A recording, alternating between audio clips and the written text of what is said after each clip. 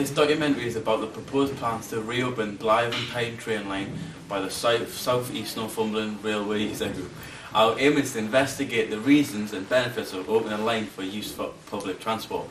We are going to find out the opinions of the general public and a range of important people who believe this project will benefit the local area and the North East. How will opening the train line actually benefit you? It would save me travel to Newcastle and parking the car. Be more efficient, save time, save money. Well, the main reason to reopen the line is to help reinvigorate South East Northumberland and make it easier for people to get jobs and therefore bring more money into the economy.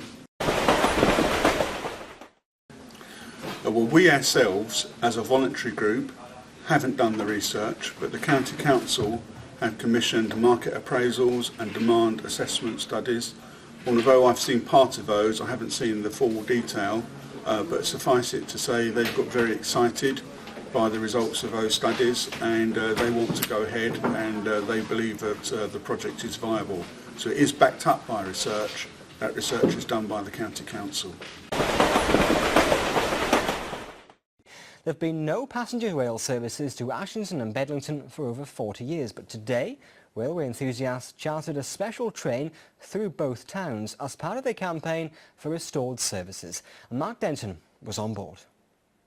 Bedlington Station, overgrown, decaying and unused by passenger trains since 1964, when Dr. Beeching wielded the famous axe. Rail campaigners want to reopen the route to passenger trains. Today, they ran a one-day-only chartered train to prove their point. I recently tried contacting the local MP for the Wansbeck parliamentary constituency, Mr. Ian Lavery. Was very busy on parliamentary business at present, so was unable to give a formal interview. Mr. Lavery was kind enough to provide a written statement on the subject of the proposed train line reopening. The plans to reopen the Ashington, Blythe and Tyne line should signal an extremely exciting period for the people of South East Northumberland. Improving the transport network in this part of the world has many benefits. It will give better access to employment outside of the immediate area and will encourage inward investment into the towns that would be served by the link. The improvement of infrastructure would also allow the people of this wonderful part of the world to be more integrated part of the North East, with access to full rail network, and would hopefully encourage people from outside of the area to visit.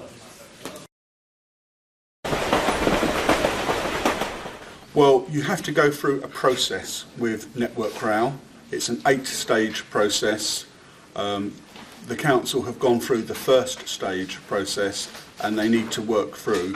Obviously at a certain point they will need to find the money as well. That will be quite a big issue. Our perspective as a voluntary group is nothing stops us. In 2008 we ran a charter train to Ashington, so that the line is completely there. It just needs the platforms to be rebuilt. But unfortunately Network Rail do have a process for these things, and I'm pleased to say the council have now started that process.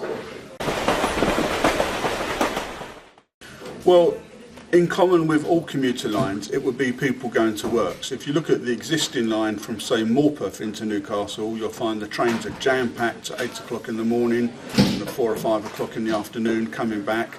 Not so many people using them during the day.